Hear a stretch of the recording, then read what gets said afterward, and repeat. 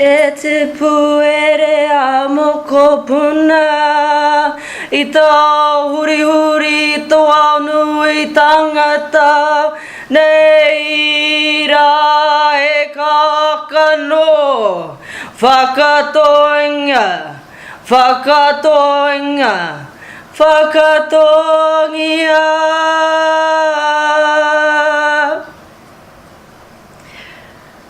Tēnā koutou katoa, kei te mihi nui, kia koutou, tēnā koe e te whare e tūnei. Kia koutou e ngā tangata ko huri ki te pō, moi mai, haere atu ra, kei oku rangatira, kei oku tūpuna e takotoa moke moke ana I tēnei tau whenua, kei te tangi tōnu mātou ki a koutou. Ka huri ngā mihi ki ngā hunga ora, tēnā koutou. E ngā maunga teitei ki ngā awa a piata, mauri ora ki a koutou. Kia korua, ngā mihi nui, kia korua, Philip Max, tēnā koe e hoa. E te whānau o Ngāti Rānana, ka aroha nui kia koutou, tēnā koutou, tēnā koutou katoa. Anei o hukurangi mihi atu ki a koutou, ko Waio, he uri tēnei ngō Ngāti Parau, ko Julia a mua Whaipooti tōku ingoa, tēnā koutou katoa. Kia ora everyone. It's been a privilege actually to come here to travel to this other side of the world and to come and spend time this morning and hear the kōrero and the conversations that have been had in this room, and that we all represent different communities that we go out into, and the ripples of love is something that's not a conversation or something that is abstract. It is something in how we exercise and live our day-to-day life. So I think that that's something to hold on to, that it's not an abstract concept, it's something that we have to practice and breathe, and then that's part of what transformation is. I acknowledge the speakers who've come before me today. There's a lot of whakaaro and thoughts and kōrero that's happened that are sitting and rippling with me, and I think all relevant and all interwoven together, because there was lots of talks around love being about the interpersonal, individualistic, and somewhat in its expression, and I think that that for the politics of love, it's more than us as individuals or us that are breathing here today. And I opened us up with a pau with a song that acknowledged in a way that we are all people from that have come from people that have come from the land, that have come from our ancestors, that have come from our forests, and it talks about us and our mokopuna, our children, and we are all at any one given point of time a mokopuna and an ancestor, a grandchild and an ancestor, and that as we exist in this forest today, that the place is to provide light and opportunity for growth for our next generations. And I think somewhere in that is what I understand love to be. The politics of love, so Max talked about do a lot of I suppose advocacy around changing our broken criminal justice system, and what I see and what many of us see is that the criminal justice system is a reflection and absence of love, and that our prisons and the people that fill those prisons are a reflection of the failures that we have in our communities and in our societies to express love and treat people as part of us. Hoi no, I've already digressed from whatever I was going to say, but one of the things that I wanted to start with actually was when we talk about the politics of love, the question has to be whose politics and whose love.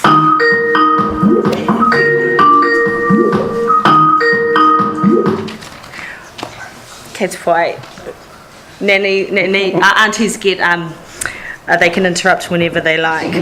But I think those are quite fundamental questions when we talk about whose politics, because if a system isn't built off the love or a political structure of all people, if it doesn't reflect that, then it certainly can't express love. And whose love is, it's the same question. It can't work for everyone, and we know that it doesn't. Because the speakers just before me talked about what real love is.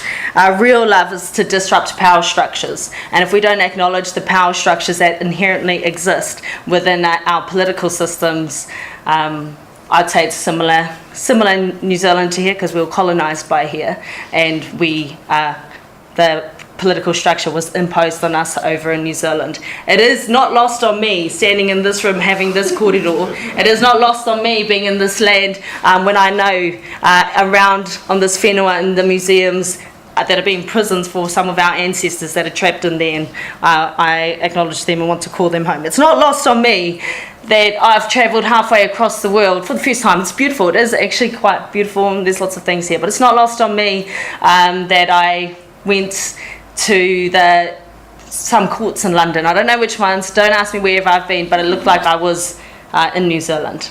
That there's something inherently dislocating about that, and at the same time quite familiar, that the structures here have been brought home, and we are working within that construct. But anyway, what I want to say around politics of love is whose politics, whose love, and we need to deconstruct that in order to actually think what the future should look like. Like Max, when he spoke about Mātua Moana, that the politics is something, it's about imagining stuff that we can hope for to change, but it's also about the responsibility to imagine the things that we can't even imagine. It's like we need to be able to imagine things where the barriers have been put up that stop us from being aspirational and reaching our own potential wherever we will come from. But when I think about politics, and Philip said at the start that him and Max,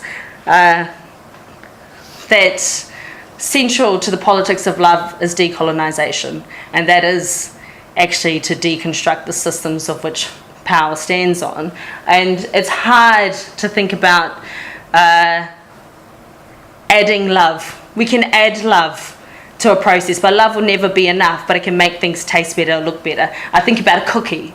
So if the cookie's already baked and then afterwards you can add some chopped chips, the cookie might taste better, but it's still a cookie. We go into our prisons and we might be working with families and people in prisons, and it might be better for them than if we weren't in there, but it is still a prison. It is still a violent institution that I think is doing exactly what it was designed to do, given the shoulders and the power structures that have created it. I think prisons do exactly what they're meant to do.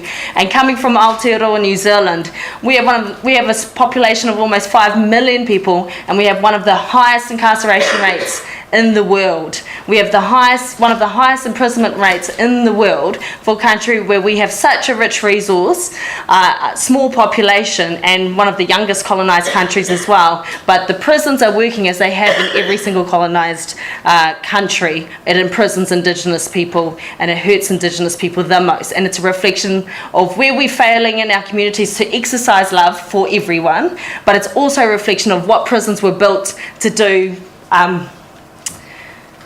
which is to be exclusionary, which is to be a barrier to the outside, and it is to be a tool actually that is to recognise that there's something, from our experience, from New Zealand experience, I believe, a recognition that in our history that Indigenous people are shoulders to stand on for non-Indigenous people. We had shoulders to stand on, and that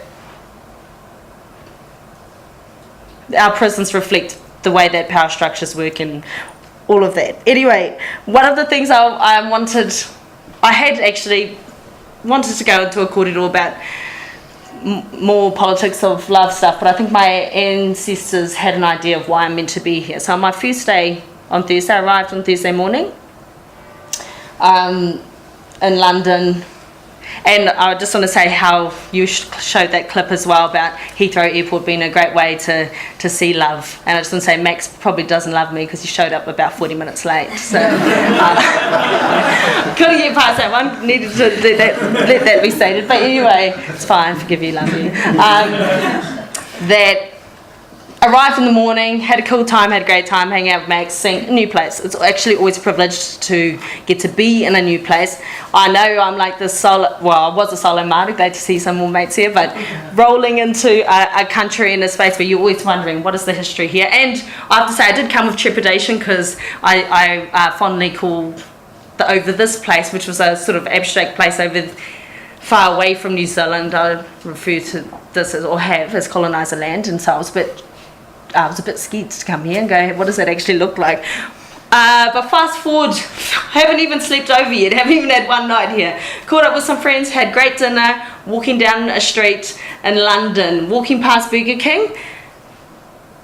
It's flashing blue and red, and there are about 30 police officers there. 30 police officers.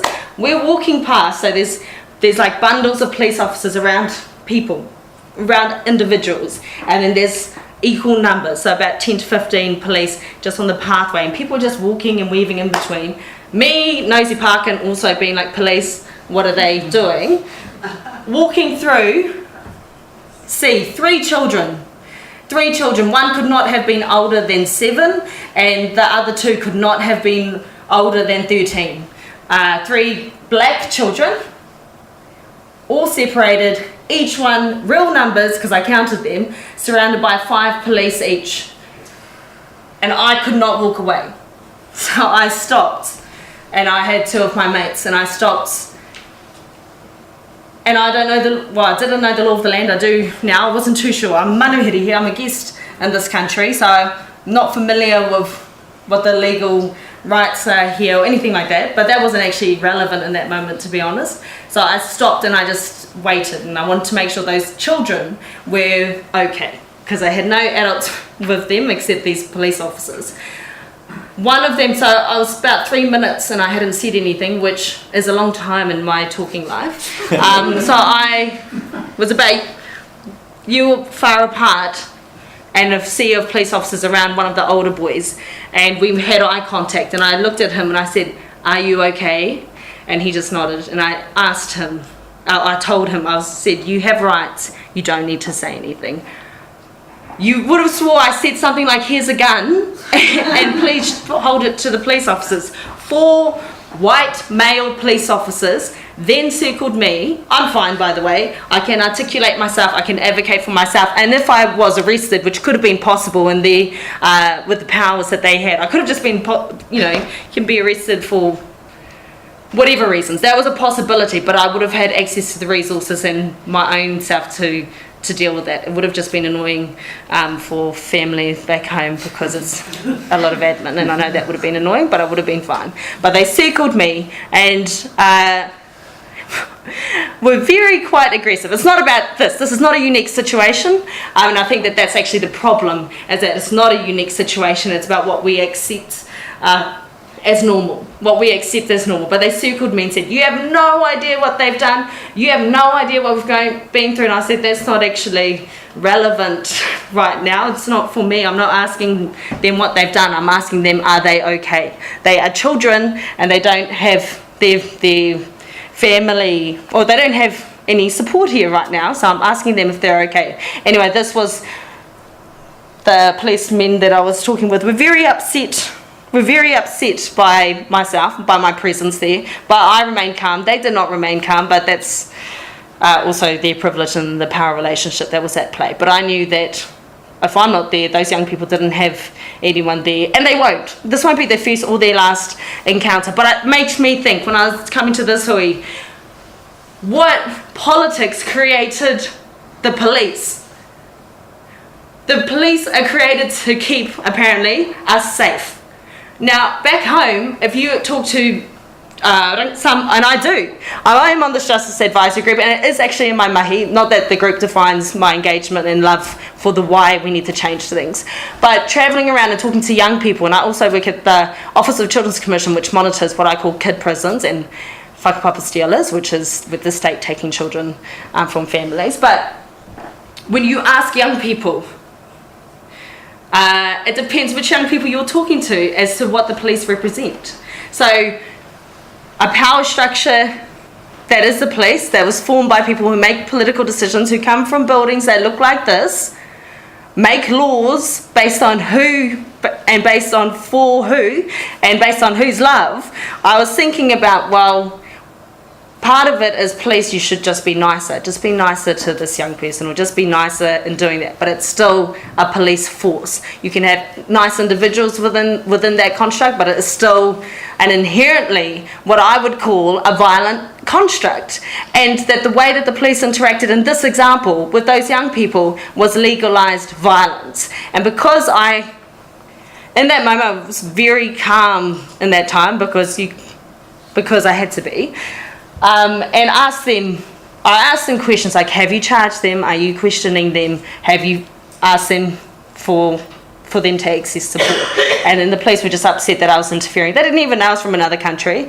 Not that that was particularly relevant, but one of them responded by being quite happy that, she doesn't even know the law, because we can talk to them when we haven't even charged them.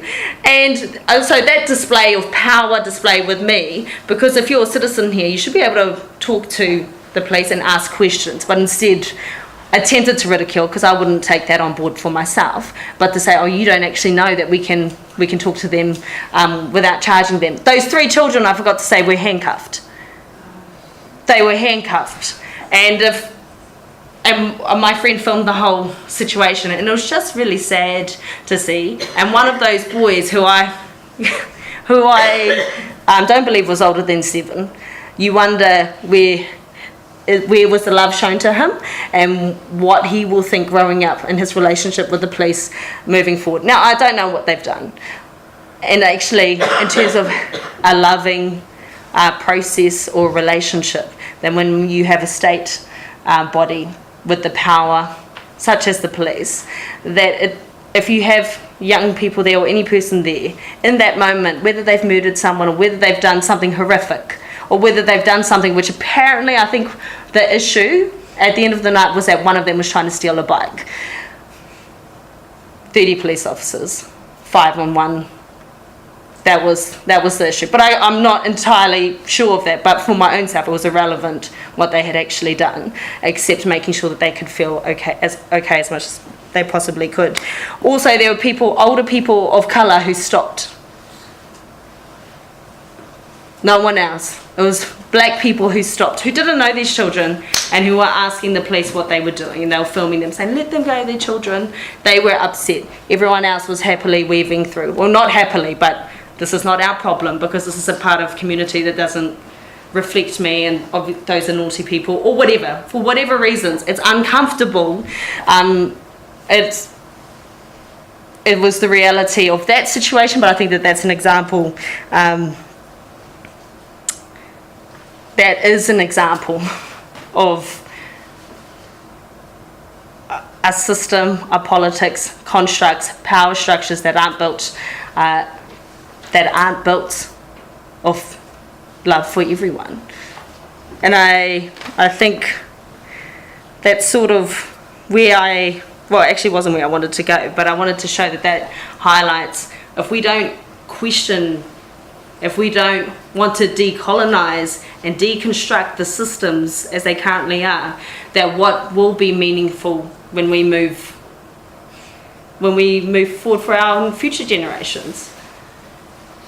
I think about that back home, because right now we have a recognition from a government that the justice system's broken, and they're asking for advice to tell us how to fix it, tell them how to fix it. But there's some fixing, there's some adding some chocolate chips, or there's some actually what are the ingredients and what are we going to put together, and are we going to make a cookie, or are we going to make a cake, or are we going to make a vegetarian salad?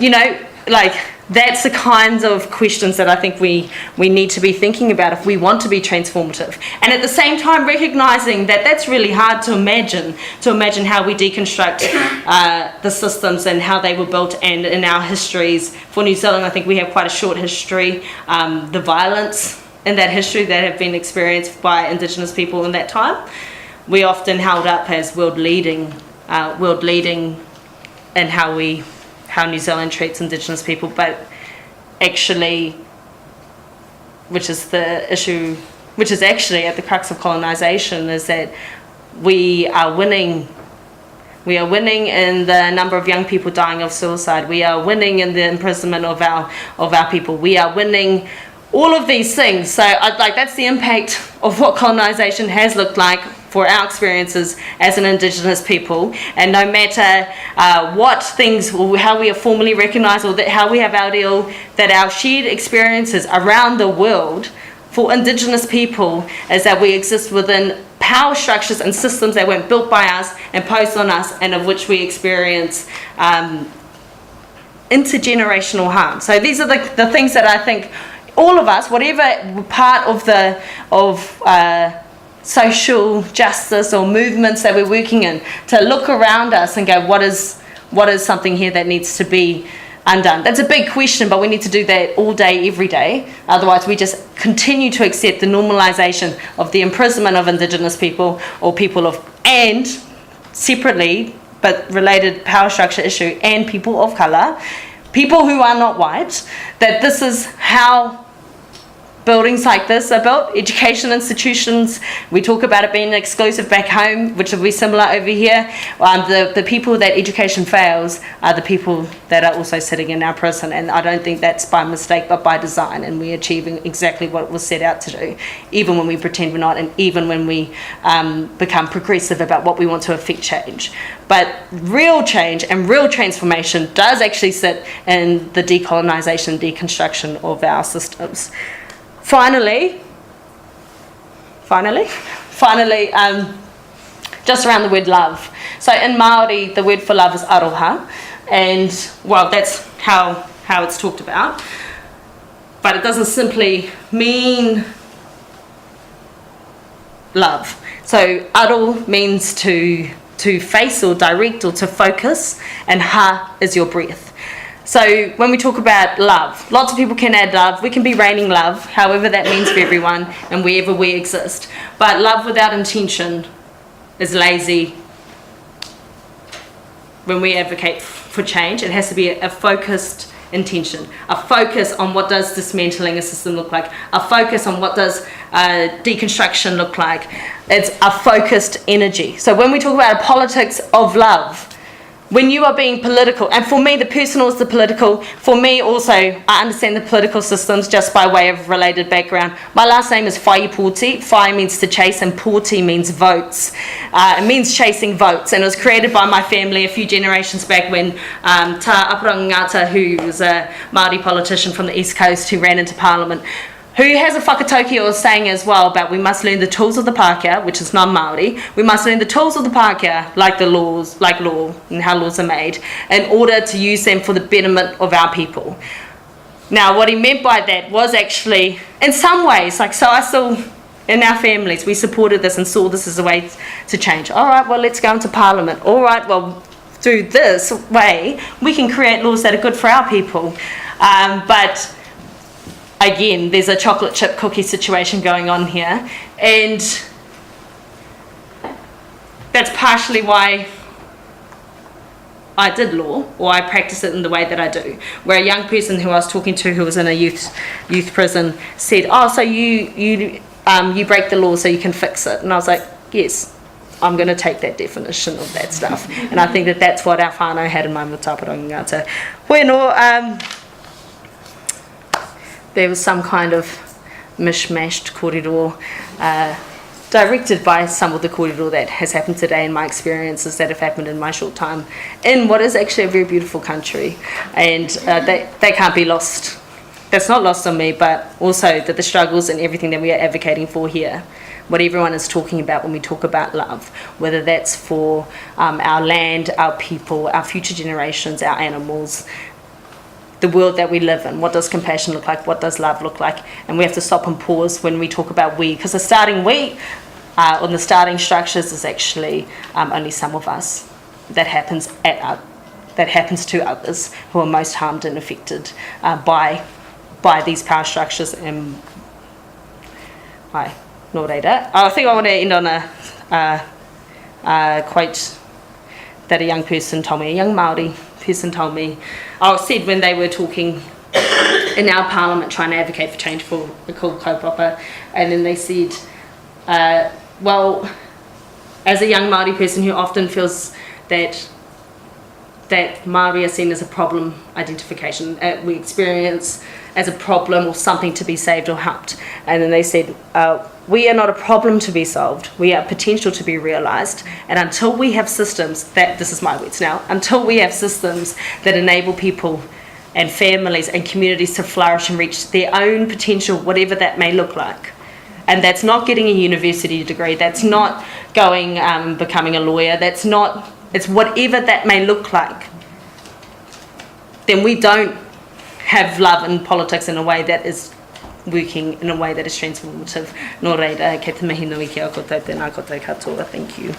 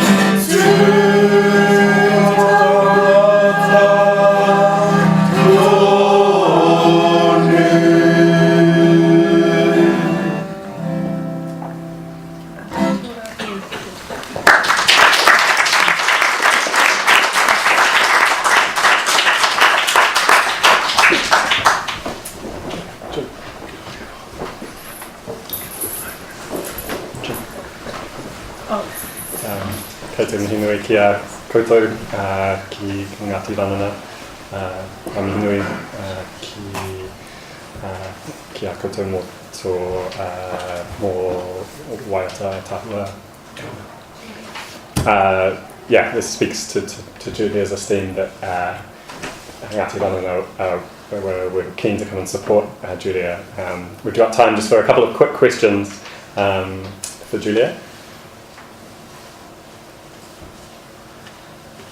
That was terrific, all of it.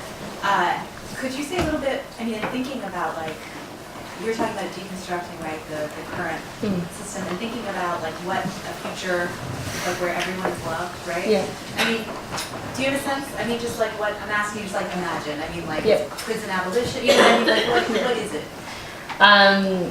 Good question. I think that we need to bring communities and people into that conversation, and especially the people that are spoken about, that they need to be able to participate in that.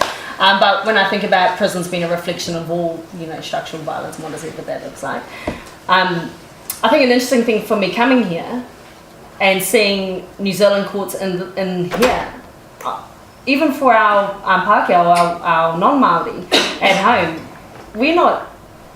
The way that we are in New Zealand is actually different from here. There'll be some similarities, of course. There's a whakapapa here, there's a connection here. But that we can imagine, for example, well, what would a court system, even a system, what does that look like for us? And our ability to imagine and have those conversations is part of the problem, because even for Māori back home, we're not all one people flavour, but the ability to imagine something else has been taken away and hidden in many ways. So creating the spaces for when I think for home, that where Māori can have this conversation, where we can say, where we can come together and we can nut it out and disrupt it, like whatever that looks like amongst ourselves, but having the opportunities and platforms to have those conversations in terms of abolishing prisons, which is an aspiration of mine in our lifetime, that doing that alone, if we remove the walls of our prisons today, we would not have abolished prisons, because we've imprisoned people's minds and imprisoned people's ability to know what their potential is and who they are. And I think that that's part of that. There's like steps you can take. There are short-term steps that I can talk about, like, oh well, we need to change this law and we need to do this and we need to do that. But actually, it's a transformation that happens around our cup of tea tables. It's a transformation that happens, I say, to Pākehā at home, so to non-Indigenous people, to white people. I say to broaden your community and your understanding. Read stuff from. Because everyone here, I imagine, is a little bit dorky or academic-y and likes to read stuff. Read stuff from people of colour and Indigenous readings. Read that kind of stuff and to broaden your own thinking, or to continue the education of what's not normal. So that's it.